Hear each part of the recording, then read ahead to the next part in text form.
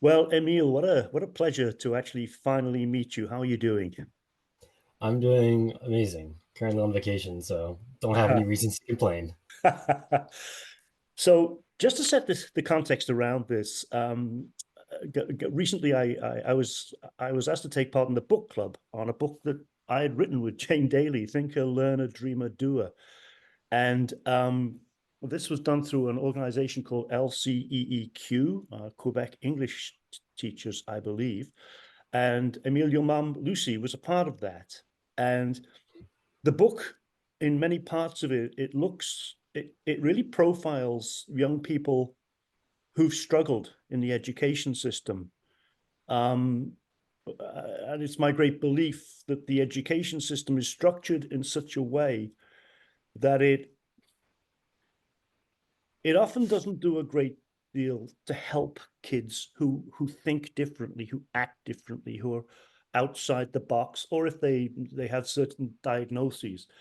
And so the stories very much resonated on an emotional level and on a cognitive level with Lucy, with your mum.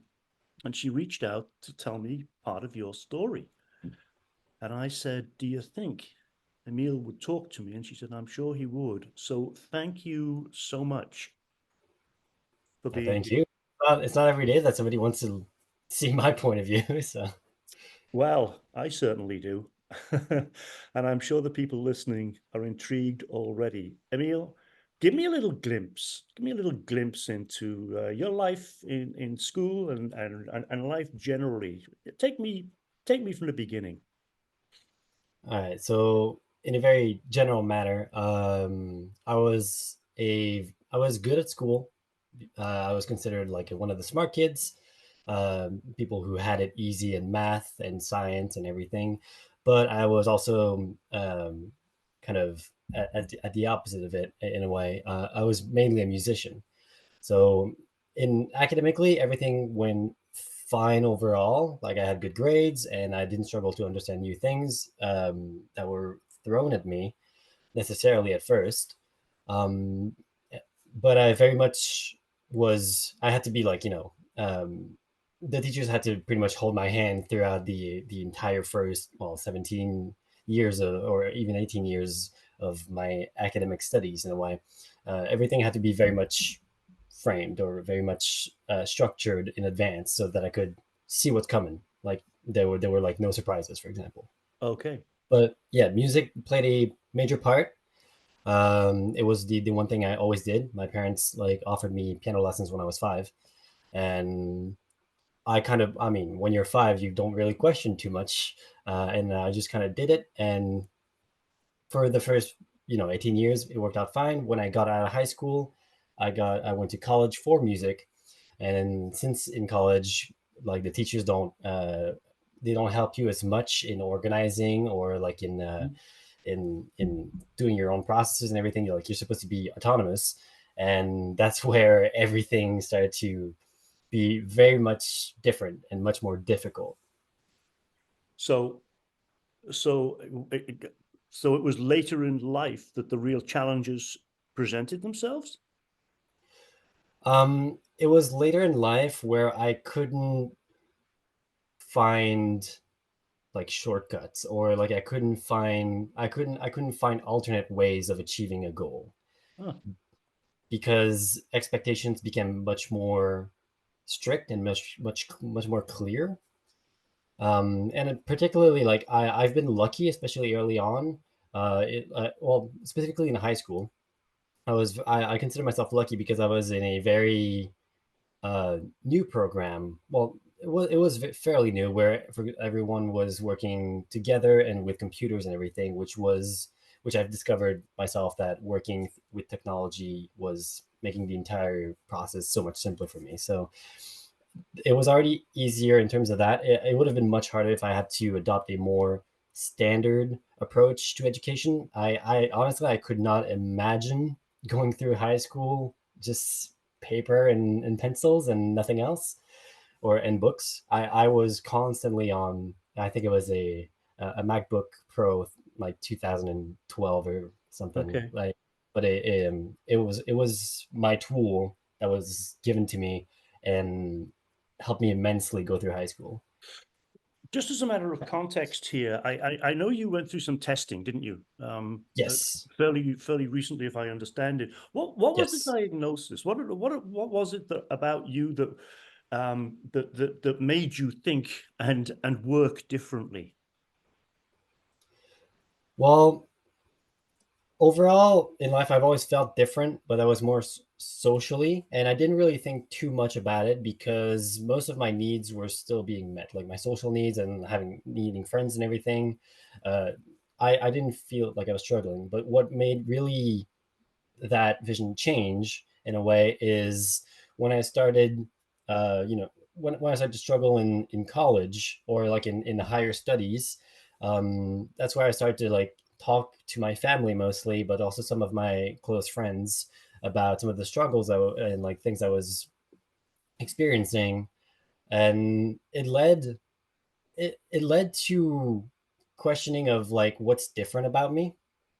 And the more I and oddly enough, the actual catalyst of the entire chain of events that actually happened afterwards wasn't academically based; it was sensory based. I was, for me specifically, it was I started to like share a lot about how I perceive the world more than how I like make it its interpretation. And specifically for me, it was I started I got into very weird conversations like, wait, you guys don't hear the wall outlets? Wow. And so, some, oh, sorry, my, I think Google Home is That's saying okay. something. There you go. But yeah, essentially, like some traits like this, especially sensory traits that I started to point out, and people were like, that's not normal. That's weird. You're weird. You're different. Wow. And then thankfully for me, my once again, my mother is somebody who currently works in education for including people with differences and stuff. And I started to like talk to her about it a little bit, and we started to pinpoint other differences, like the fact that I don't feel temperatures very well. Often I would take showers that quite literally made my skin red because of burning, and I wouldn't realize that I was actually burning my skin. Oh, Or for me, it was particularly more sensory that that's where like people were like, you're different. And that's what actually started to, because like I always felt different socially, but I was very good at camouflaging it by imitating others and by conforming to society norms that, or like to habits that people had. I'm somebody who got very good at stealing habits and stealing or copying more than stealing. can you can you give me an example of one way in which you did that? I found it fascinating. Usually, when I respect somebody, when I find somebody very likable, and that they have just a specific trait or habit or tick or even accent, I will naturally like I came to naturally imitate it because my thought process probably early on in life, and I can only really speculate because I'm it's so far away now. But my since that person is likable, and my goal is to seek inclusion in a group or in society or find my place, right? Yeah. Because with the idea of finding out who I am and why I'm different, I'm like, if I start copying what I like about like this person that I like in their manner and their the way they do things, maybe I will like be more likable, you know. So it only made sense at that time. So if somebody like if I speak to somebody who has a very French accent, you know, like Yeah. from France, for example, and I start having a conversation with them, it is very likely that 60 seconds to 2 minutes into a conversation, I'm going to adopt a little bit like their accent. And I mean, that has a side effect of people thinking I'm mocking them, but that's not the case. Same for example, one of my very good friends has the habit of whenever he leaves or says goodbye, the way he says it is by saying toodles, and then he Oh, leaves. And that's something that I've noticed that I've completely stole from him, huh. and that I use now every time with my friends whenever I leave a voice chat uh, or like a room or anything, I just go toodles and I just Oh, leave. interesting. Actually, that's very English. You've just taken me back to my childhood. My mother used to say that, toodles. Oh, yeah. Wow. Which is funny because the reason, like, I found it so unique and so interesting, and I have Mm, a great respect for that friend of mine. And even though, you know, it's very not, because not only it's not really, it might be I mean, especially in locally here, where we speak French over here, especially in our everyday life. So when I go to study, when I go to work or whatever, it's always in French. I have a fairly good English accent, as you may have been able to notice, absolutely. because I partly blame that habit of mine of copying, because I've had such heavy influences on the internet, online, but also just my ability to replicate is very, or to imitate, to camouflage is very high.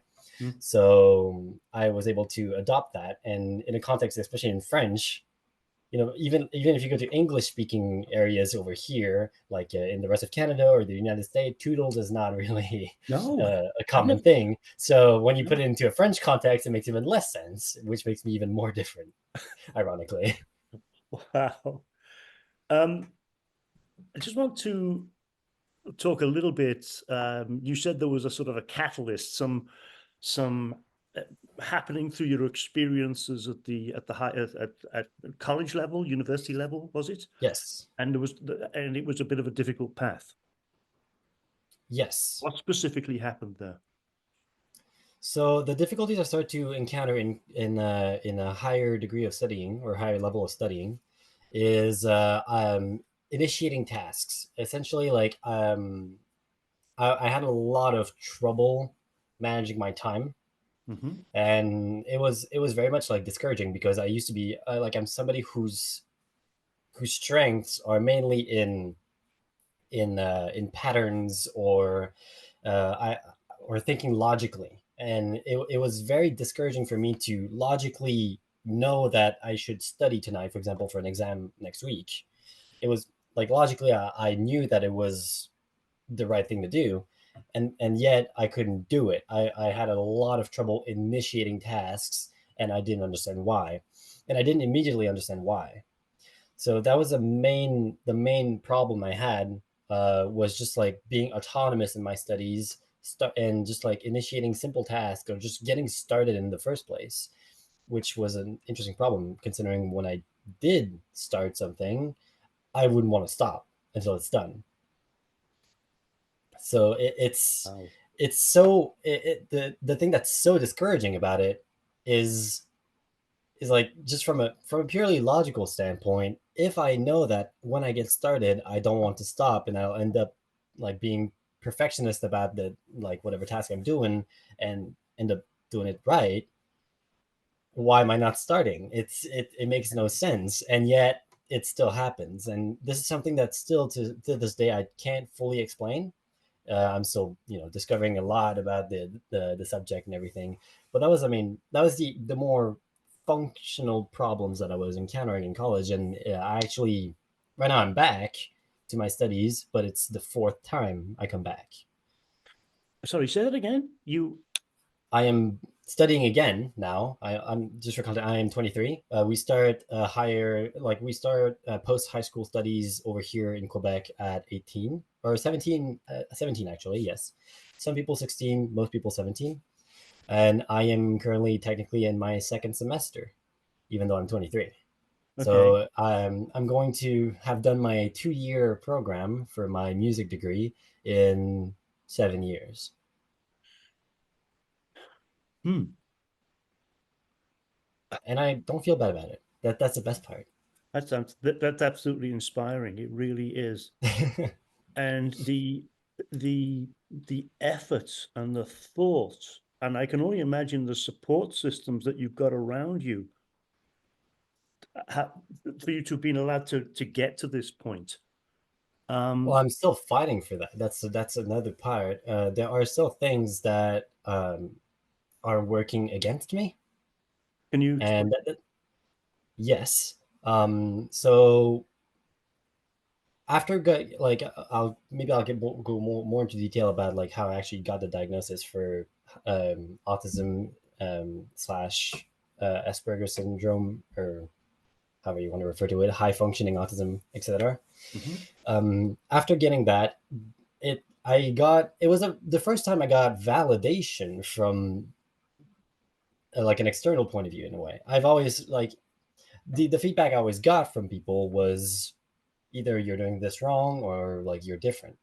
And now it was just like you're different, but in a good way. It's like here's like it was like kind of a Yeah. validation of the problems I was experiencing. So immediately after that, I got into this not hyper focus, hyper fixation about understanding many things. But overall, what ended up happening is I got basic accommodations in, as many establishments currently do, where, they allowed me a computer in class, for example, which was already a major upgrade for me. I was able to take notes at a ridiculous speed in a way that was very much structured, in a structure that I was comfortable with and that made sense to me. And as somebody who types, when I know what to write, I can type 120 words per minute. So it's not really it accelerates the process it's ridiculous. Like Yeah. it's insane. But even today, I was talking literally to my mother yesterday because I came back home to visit them, and I was talking to her, and I told her that now that I have these tools, I noticed that in many of the very subjective classes I have, literature, English and French literature, I get 100% on the ideas I bring. But it took me 6 hours to do it when the normal time limit that the exam should have taken was 2, for example. And that I brought up the question to my teachers as well, saying, well, why am I being penalized in a way for having 100% because of a time limit? If the time, if it, and they weren't able to explain to me why time was important. I'm sure there's a reason, but they weren't able to explain it to me. So if to me it doesn't make a lot of sense. So even today, I'm trying to get more accommodations because I don't have the computer for my exams specifically, which is why it took me so long. I have my computer in class, but not for my exams. So I'm trying to get the computer for exams as well, because at least as of right now, I'm sure there's very valid reasons that I don't know yet. But as of right now, I do not understand why I should be punished for getting 100% on my ideas within my text because it took me longer to write it down manually. Oh yeah, I fully understand that frustration. Um, you said that you've been on an enlightening path over the last little Yes. while. Can you just give me the elevator speech on what was that? What happened and what was the path like and what is it still like? Well, I don't know exactly.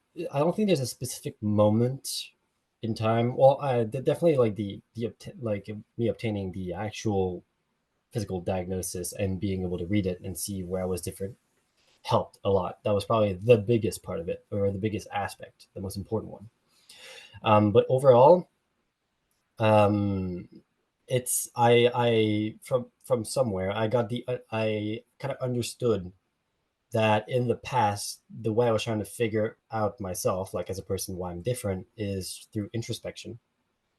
And because I'm somebody on that diagnosis, I'm somebody who scored top 1% in metacognition, so the analysis of like your own thoughts or thought processes and the reasoning behind it. So that's my strength, is analyzing thought processes. And I was like, cool. And like that made sense to me. And to this day, I still think it's very true and valid. But I was like, that means that through this, I realized that I had taken years and years to analyze my own thought process, and yet the problem was still there. So I was like, well, clearly there's nothing much more right now to go fetch there. So I started to try to understand others. And that's what really changed everything, because that's where I realized that the only way to know where I am in this giant multi-dimensional spectrum of position and like social positioning is by situating myself from others. Because since there's no type of coordinate in this. There's no like, very, like label that's precise enough. All I can say is like, oh, I kind of align with this person. This person were very different, but since I value everyone and judge like how close I align to them in very, very various ways, or many, many various ways, um, in the end, I get a relative understanding of myself through understanding the differences with the others. And that's what I've been doing for the past 3 or 4 months to like a almost unreasonable extent. I'm asking everyone questions and how they think, and I never present counter arguments. That's the thing as well, is I always just make them explain why they think this way or why they came to that conclusion. And once again, this is like based on that strength of metacognition, of me analyzing thought processes. I now analyze the thought processes of others, and that helps me just, well, not justify, but or like um develop my own. And like, very ironically, I've never been in a state where I am or where I didn't think of myself to this extent. Like, I've always very much been within introspection, and now that I stopped thinking about how I do things, ironically, that's where I feel like I know myself the most, is when I started to like understand the others. Émile, it's not often that I'm stuck for words, but I'm a little bit stuck to generosity that you have in taking us on to such a deep degree into your self-reflection and self-understanding journey. I think this is a good place to pause this conversation. And I use the word pause because you and I both know that we're going to be exploring this a lot more. So just for now, I want to thank you so much for agreeing to do this, and thank you so much for your generosity. Mhm. I mean, you're welcome. It's this is very important to me as well. That as soon as my mother told me about this, I immediately, all caps, was like, "What? Yes, obviously," Mm. because I've always been in a situation where I kind of had to understand things by myself. Like, I had to ask the questions to others, and this is one of the, or like, I had to seek help from a professional, or I had to like myself do like go see. I've seen like therapists, psychologists. I've seen people who specialize in like autistic behaviorism and stuff like that. I've seen plenty of people, but it was always a reaching out aspect that they all had in common. As now, this is the first time somebody is like trying to understand how I do things, which is why I think it's so important to me as well. Because as in a very similar way, that's what I'm doing with everybody else right now. I'm always seeking out how they do things. And I think I can guarantee you this, because of your generosity in taking us on, giving us such a lens into the detail. This is going to be incredibly helpful and supportive for other young people who are going through similar things, and their families. So thanks again. I really hope so.